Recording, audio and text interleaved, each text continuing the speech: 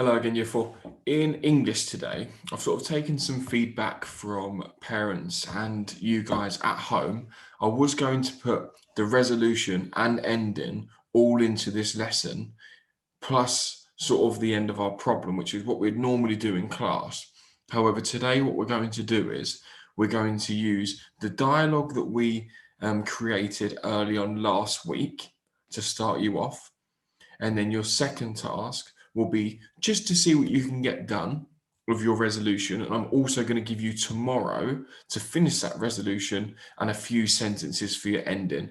If you manage to get all of your resolution finished today, that's absolutely fine, because it just means you have a little bit more editing time at the end of tomorrow's video, tomorrow's lesson. Okay, so just to begin with, can you spend 2 or 3 minutes reading over the problem section of your story? We've had the weekend, so you may have forgotten about it a little bit. Can you improve the monster's action at all? Any one of them. Choose a few of the verbs to upscale. Is it how he leaves the cave and enters where all the people are? Is it how he snatches some of the people? Is it how he hurts some of the people? It's entirely up to you. Okay? See if you can just upscale one of the sentences or a few of the verbs. So pause the video here, and once you've done that, rejoin us. So that's basically what I've just said there, but let's remind ourselves of how this looks in our model text. I don't want to spend too much time talking to you today. I want to give you a bit more time for the writing. So we're going to use the model text instead of a shared write for this part. So chapter 3, a hero arrives.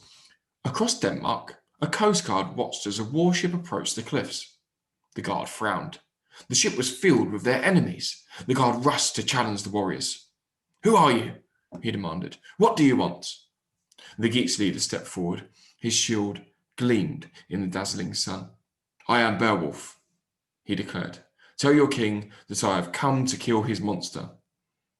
"Go home," the guard insisted, raising his spear. "Many men have died trying to fight Grendel." Beowulf just smiled. "Then that is how I shall die too," he said. So we've used that dialogue to progress the plot. We've been introduced to our hero, and it leads us nicely into chapter 4. This is the dialogue that you created. So can you spend, I would say, the next 10 minutes, neatest handwriting, using that, improving it as you go along, and putting it in as your chapter 3. You can keep the title there if you want. Instead of hero arrives, where our heroine arrives, our female hero. Okay? In red here, there is a reminder of the main rules for dialogue on the next page.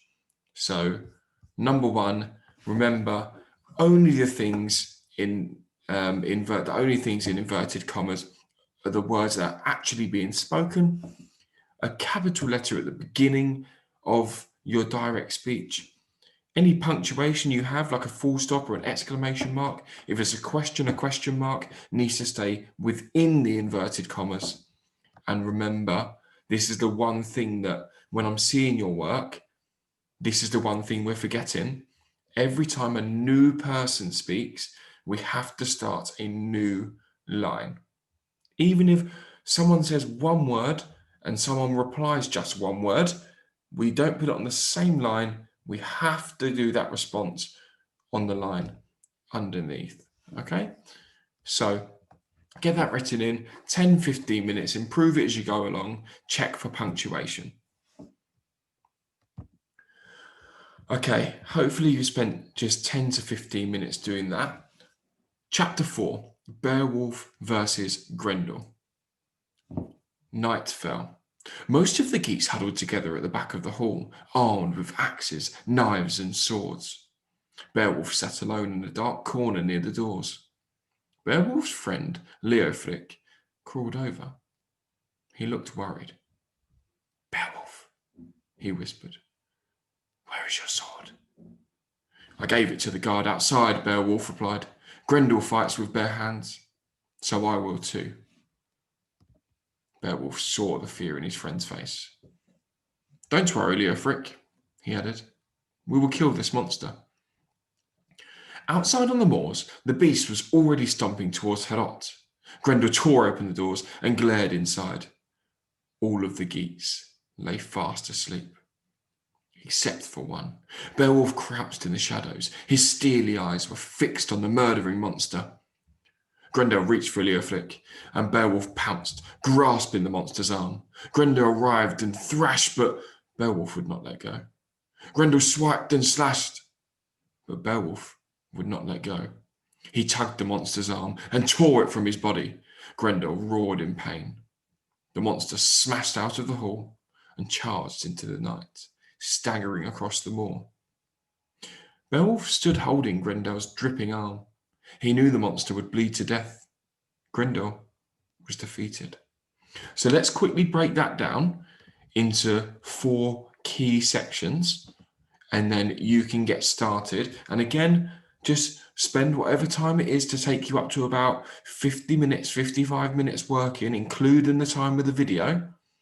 And then you can finish whatever you need to tomorrow, okay? No pressure to get it all finished today.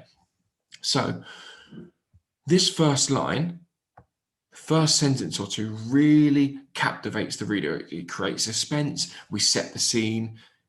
Everyone is nervous and scared. Night fell. Most of the geese huddled together at the back of the hall, as far away from the doors as possible, and they were all fully armed.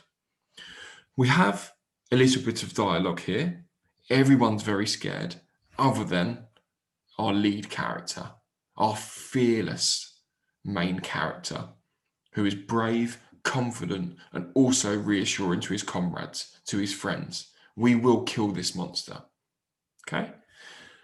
Then we have a few sentences to reintroduce our monster and how he's coming back. The sun has set.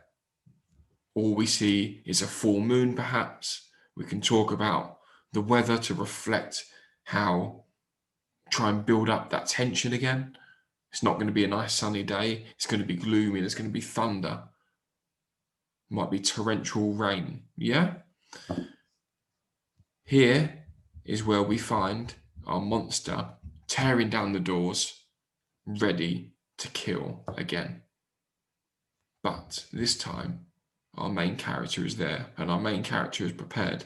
Finally, I would say the most important bit, and please don't rush this bit, start it tomorrow if you need to. This is the battle. The verbs in this short paragraph are fantastic. Reached, pounced, grasping. There's almost 2 or 3 powerful verbs every short sentence. It's really impactful. We don't have lots of adjectives. We don't have lots of expanded noun phrases. It's concise. It's to the point. It's all about the action with the verbs. That's what captivates the reader. Short, powerful verbs. Okay?